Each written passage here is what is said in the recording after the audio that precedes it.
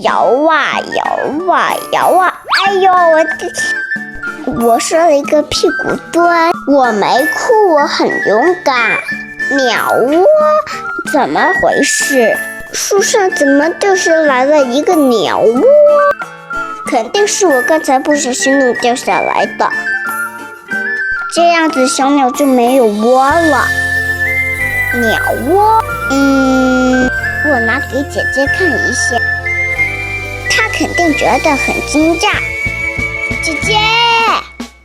姐姐，我发现了一个鸟窝啊！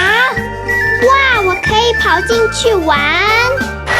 我是一只小鸟，我也想进去。我放脚进去。哇！亮亮，你别把鸟窝给踩坏了。没坏，闻闻看，什么气味啊？没气味。哇，别掉我头上！让我坐一坐。不行，我屁股太大了。我就摘一个果子送给小鸟。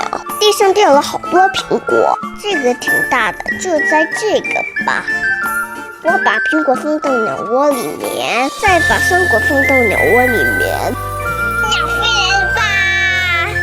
这样子小鸟就不会再生你的气啦。太好了，那请帮我把鸟窝放到树上去。